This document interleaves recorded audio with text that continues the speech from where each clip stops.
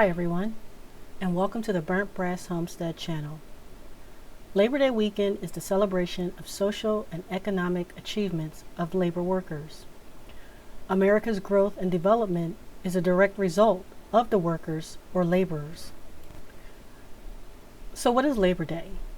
Well, America experienced an abundance of jobs and commerce opportunities in the 18th and 19th century Industrial Revolution. This sounds good, but the work conditions were abysmal.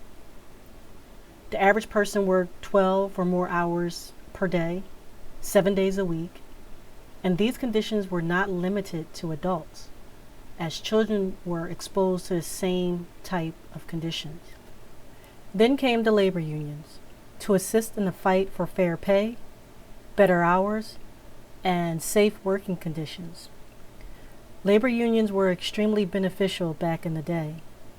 Today, they're still useful to some degree, although the greed is real in some labor unions. It's said that the first Labor Day parade took place in New York, and more than 10,000 union workers took an unpaid day off to participate in the parade. Today, many people just have cookouts, make their final trip to the beach, or take part in Labor Day sales. And can't forget the fireworks. May Day is another holiday that marks a milestone in labor rights. It started as a 300,000 worker strike in Chicago, demanding 8-hour workdays. However, it turned into deadly riots by the fourth day. May Day is celebrated in other countries, but not here in the United States. Most American holidays are nothing more than a day off from work for most people. How can we celebrate Labor Day the last 2 years when many people are out of work? Companies make record profit at the expense of their workers and consumers by raising prices, cutting healthcare packages, reducing the workforce while expecting same level of productivity, outsourcing, replacing people with machines and AI.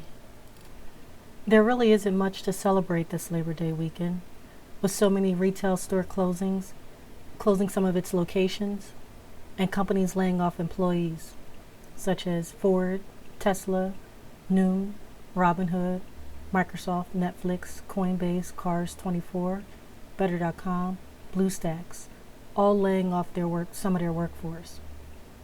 And I just read that the Bed Bath & Beyond CFO committed suicide a couple days ago.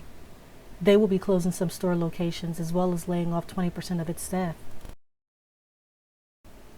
I prefer to travel outside of the big holiday seasons. We spent a previous weekend playing putt-putt or miniature golf. It was simple and fun.